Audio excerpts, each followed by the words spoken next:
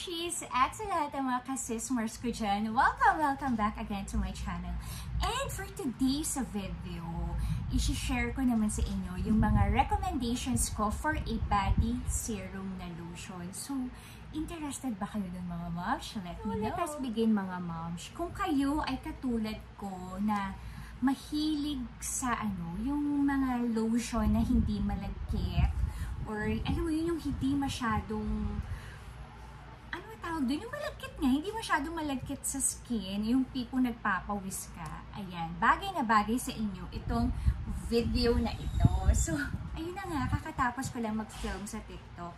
Of course, uulitin natin ulit for YouTube naman. So, anyway, I have here my 5 na current na ginagamit na body serum lotion. So, lahat to mabibili sa Watsons and sa department store and sa Lazada.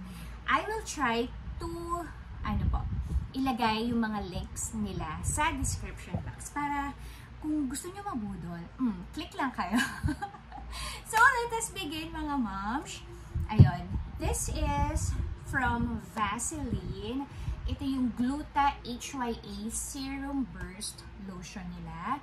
So, ito right now yung gamit-gamit ko. Tig-isa kami ng daughter ko kasi when I bought this, naka-buy one get one siya. This one, ang price nito, medyo pricey, parang nasa 475.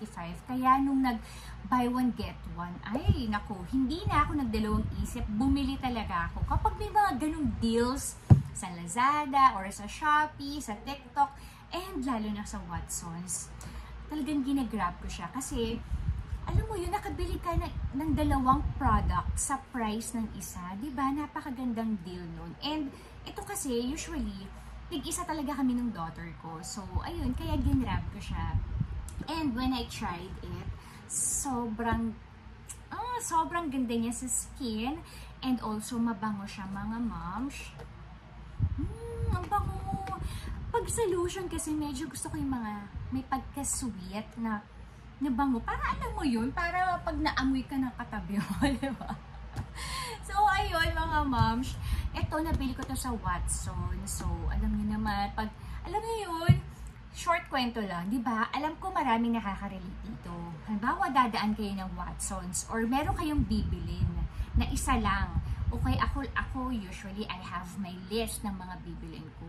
Pero wala na, pag nasa Watsons na ako, ay grabe, pagpasok ko palang heaven na siya mga moms, diba? As in, ang dami-dami talagang makikita at mabubudol sa Watsons. So, nasa sa inyo na talaga yung kung magpapabudol kayo or hindi. So, anyway, ayun na nga, nabudol si moms nun kasi nga sayang, diba? So, ayan. Actually, konti na lang to, kaya bumili ako ng, pero mga moms, yun nga, bago ako bumili kahapon, kahapon nga, kasabay nito, bumili ako nito kasi parang na-curious ako dito kasi I really love yung mga cucumber melon na scent, and usually nakakabili ako nun kay Bath and Body. So, this one, tinry ko lang siya when I smelled it dun sa sa counter or dun sa Watsons. Nagustuhan ko yung amoy niya, and sabi dun ng cashier, mabenta daw to sa kanila. And totoo nga mga moms, kasi mabango talaga siya, amoy cucumber talaga siya.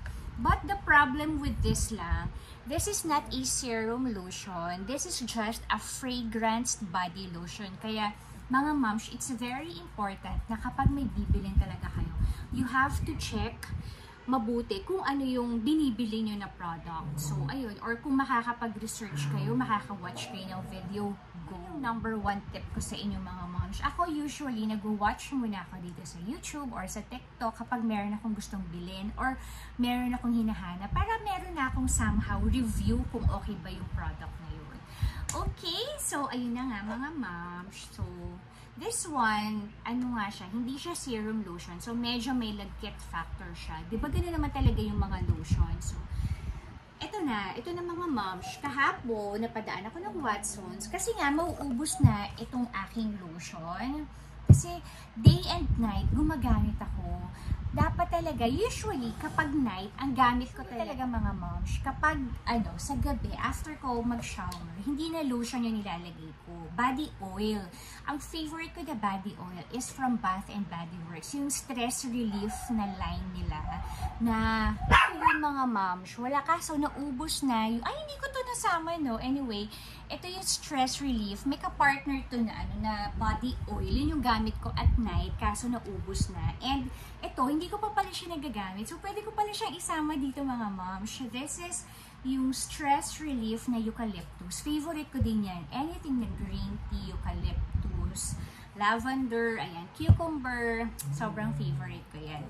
Okay, so we're down now to my favorite na body serum lotion. Ito talaga yung nagpabago sa akin kasi sobrang nagustuhan ko talaga siya. Although medyo pricey siya mga moms, I think nasa $799.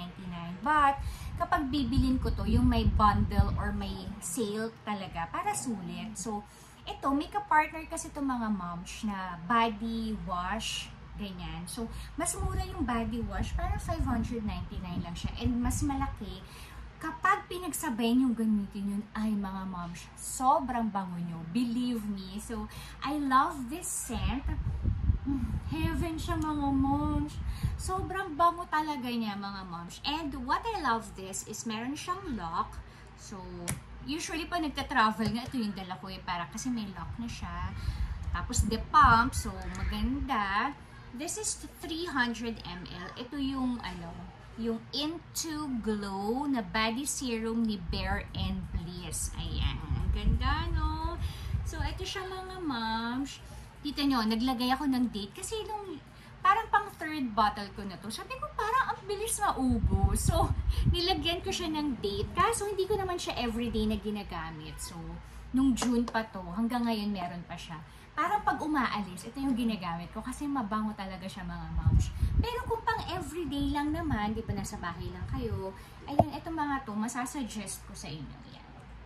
Ay, huwag pala to. Ayan, itong tatlong to kasi wala silang lagkit factor. This one kasi, ito medyo may lagkit din to kasi hindi naman to serum lotion. So, kaya kailangan talaga na magbabasa tayo mga moms. So, ayun lang naman mga moms. Ito na yung ating mga lotions. Ang dami pala. Ayan. So, I hope ay marami kayong natutunan sa aking mga shinare, mga moms. So, mabibili lang naman ito sa Lazada, Shopee, Watsons.